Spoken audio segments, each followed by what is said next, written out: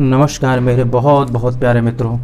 हम लोग अनुच्छेदों के बारे में चर्चा कर रहे हैं। जैसा कि हम लोग आर्टिकल 112 तक बात कर लिए हैं, आर्टिकल 112 अनुच्छेद 112 तक बात कर लिए हैं, जिसमें हम लोग वार्षिक वित्तीय विवरण के बारे में समझे थे। वार्षिक वित्तीय विवरण से क्या तात्पर्य होता है कि हमारा जो वार्षिक यानी कि एक साल का जो विवरण होगा अनुमानित आय और व्यय का, उसके बारे में हम लोगों ने समझा था।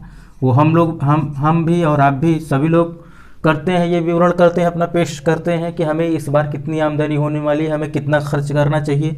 यही कार्य क्या करती है गवर्नमेंट, जब करती है उसी को हम लोग क्या कह देते हैं, उसी को हम लोग बजट शब्द इस्तेमाल कर देते हैं उसके लिए।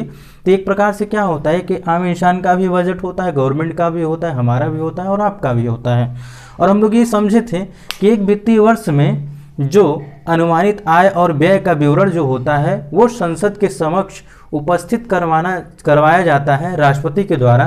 उसी को हम लोग क्या कर देते हैं, वार्षिक वित्तीय विवरण के नाम से जानते हैं।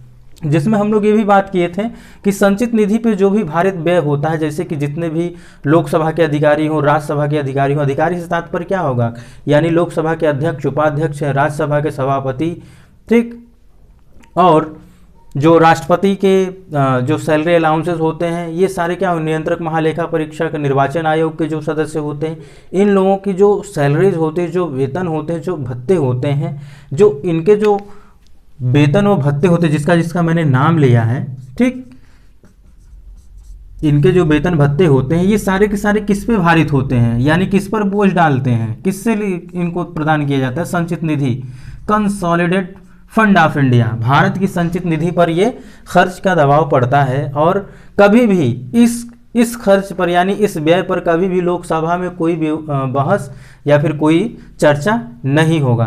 मान लीजिए अगर चर्चा हो गया, ऐसा तो संवैधानिक है नहीं, संविधान में ऐसा कुछ है नहीं प्रावधान कि इस पर चर्चा होगा, लेकिन मान लीजिए, आप ऐसे एज्यूम कर लीजिए, अगर ऐसा हो जाए और राष्ट्रपति महोदय और जो अधिकारीगण हैं उनका सैलरी ही रुक जाए, उनके अलाउंसेस ही रुक जाए, तो क्या होगा, तो क्या होगा, कार्य रुक जाएंगे। नियंत्रक महालेखा परीक्षक का भी सैलरी अलाउंस जो होता है वो भारत की संचित निधि से आती है। मैंने आपसे एक प्रश्न भी पूछा था कि राज्यपाल जो होते हैं किसी भी स्टेट के, उनकी पेंशन, उनका पेंशन और उनके वेतन कहाँ से, कौन से फंड से दिए जाते हैं। कोई किसी ने भी आंसर नहीं किया है। मैं उस आंसर का भी इंतज़ार कर रहा हूँ, देखता हूँ कौन करते हैं। आप कमेंट बॉक्स में कमेंट करके बताइएगा, अगर नहीं आएगा तब मैं बताऊँगा, ठीक, पहले आप लोग प्रयास करिएगा। तो आज हम लोग ये समझेंगे कि इसमें जो होता है कंसोलिडेंट फंड ऑफ इंडिया पे जो खर्च पड़ते हैं, जो दबाव पड़ते हैं, जो मैंने इन सारे अधिकारियों के नाम अभी आपको गिनाए हैं, गणना कराए हैं, इन सारे खर्च के बाद जो खर्च होता है, इन सारे खर्च के बाद जो खर्च होता है, जैसे कि अगर किसी से ऋण लेना हो गया, ठीक, और भी ढेरों सारे प्रावधान होते हैं, और वो क्या होंगे, वो सारे के सारे क्या होंगे, उन पर लोकसभा में यानी कि संसद के प्रथम सदन लोकसभा में बहस किए जा सकते हैं। अब लोकसभा क्या करेगी, उस पर सहमति दे सकती है और नहीं भी दे सकती है। तो यही है आर्टिकल 113, क्या है इसमें, यही बातें हैं। जैसे कि हम लोग आर्टिकल 112 में जो समझे हैं उसी के क्रम में ही उसी से जुड़ा हुआ है। यदि आप उस आर्टिकल को नहीं देखे रहेंगे तो इसको समझना मुश्किल हो जाएगा, ठीक। हम लोग समझते क्या है, संसद में प्राक्कलनों के संबंध में प्रक्रिया, प्राक्कलन को इंग्लिश बोलते हैं एस्टीमेट, क्या बोलते हैं, एस्टीमेट।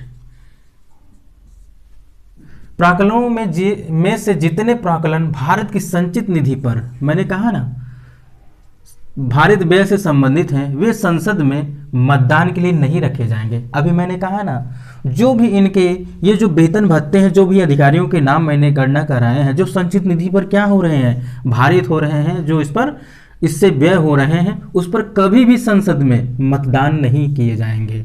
किंतु इस खंड के किसी बात का अर्थ नहीं लगाया जाएगा कि वह संसद के किसी सदन में उन प्राक्कलनों में से किसी प्राक्कलन पर चर्चा को निवारित करती है। बात यहाँ पर ये आ जाती है कि मान लीजिए सरकार ये कहे कि ये भी भारत के संचित निधि पे भारित हो रहा है, कोई और खर्च करे, अपने मनमाने हिसाब से खर्च करने लगे, उसमें मेंशन कर दे ये काम करना है, वो काम करना है, ऐसा है, वैसा है, तो ऐसा नहीं होगा।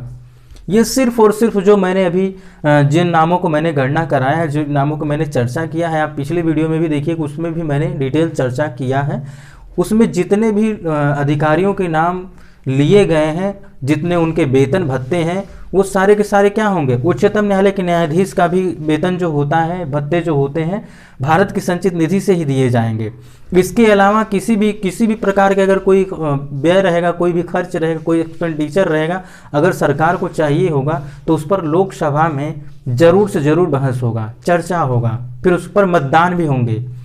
ठीक, यहाँ पर तो इस पर मतदान नहीं हो रहे, परंतु उस पर मतदान भी होगी और लोकसभा या चाहे तो उस पर इनकार कर सकती, सहमति दे सकती है और असहमति भी दे सकती है। आइए अब हम लोग आगे समझते हैं। उक्त प्रावधानों में से जितने प्राक्कलन अन्य व्यय से संबंधित हैं, वे लोकसभा के समक्ष अनुदानों की मांगों के रूप में रखे जाएंगे।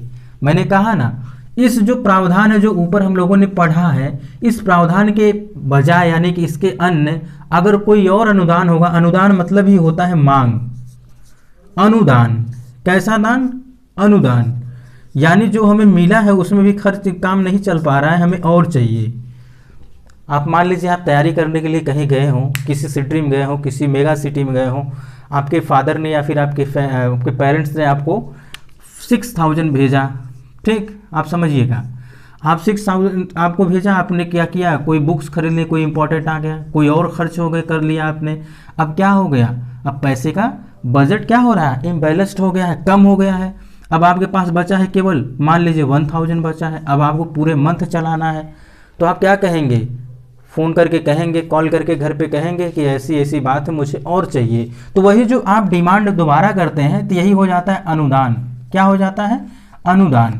ठीक, तो यहाँ पे जो बातें कही गई है कि ये जो प्रावधान है, इसके अलावा जो भी व्यय आएंगे वो सीधे सीधे क्या होंगे, लोकसभा के समक्ष अनुदानों के रूप में, यानी आप फिर से डिमांड कर रहे हैं उस रूप में रखे जाएंगे। और लोकसभा को यह अधिकार होगा, लोकसभा को यह अधिकार होगा कि वह किसी मांग को अनुमति दे या न देने का कार्य कर सकती है, या फिर उस पर अपनी सहमति दे सकती है और नहीं भी दे सकती है। ठीक, किसी मांग को उसमें विनिर्दिष्ट रकम को कम करके अनुमति दे। अब मान लीजिए आप क्या किए, एग्जाम्पल के थ्रू ही समझिएगा, ज़्यादा समझ में आएगा। अब आप क्या किए, आपको पैसे घट गए, आप क्या किए, अब कहें कि अब कैसे काम चलेगा, आप फ़ोन कर दिए अपने घर पे, अपने पेरेंट्स से कह रहे हैं कि मुझे इतना इतना चाहिए। तो आपके पेरेंट्स क्या कर सकते हैं, आपने डिमांड कर दी कि मुझे 5000 चाहिए और, या फिर मान लीजिए 4000 और आपको चाहिए। ठीक, 4000 और चाहिए, तो आपके पेरेंट्स बोले नहीं बेटा ऐसा है कि तुम जो है 3000 ले लो, इतने में काम चला लो। ठीक, तो ये एक प्रकार से क्या हो गए, लोकसभा हो गए। अब वो तो सहमति दे दिए, लेकिन क्या कर रहे हैं, उसमें संशोधन कर रहे हैं, नहीं बेटा इतना नहीं, इतने में ही काम चला लो। तो ये क्या हो गया, इसने यहाँ पे क्या हो रहा है, रकम को कम भी किया जा रहा है। ठीक, इसमें क्या किया गया, कम करके अनुमति दे दी गई। तो वही प्रक्रिया यहाँ पर होता है कि आप क्या करें, ये सारे प्रावधान के अनुरूप अगर मान लीजिए कि कोई और अन्य व्यय आपके संबंधित हैं, उस व्यय के लिए आपको जो है लोकसभा के समक्ष अनुदानों के मांग के रूप में रखना पड़ेगा। अब लोकसभा को यह अधिकार है कि उन अनुदानों को माने या फिर न माने, या फिर माने तो ये करे कि उसमें कुछ संशोधन कर दे, कुछ कमियां कर दे कि इतने रकम से नहीं, इतना कर दीजिए, ज़्यादा भार पड़ रहा है।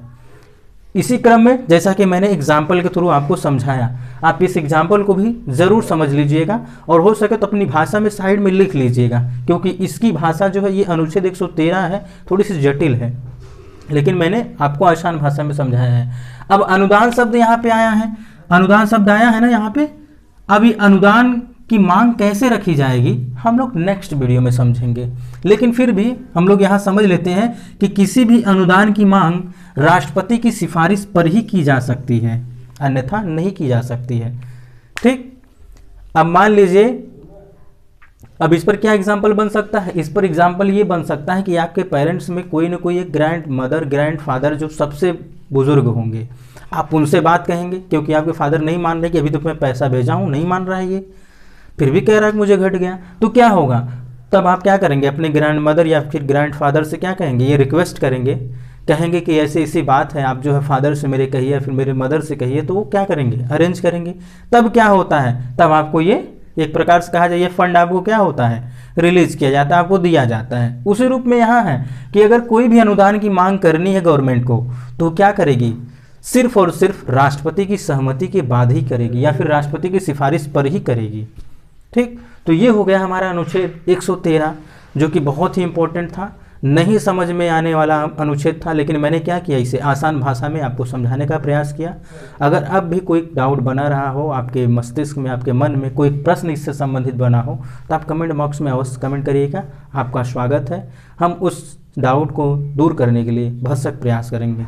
आज के लिए बस इतना ही मित्रों, मिलते हैं हम लोग नेक्स्ट आर्टिकल के साथ, तब तक के लिए नमस्कार।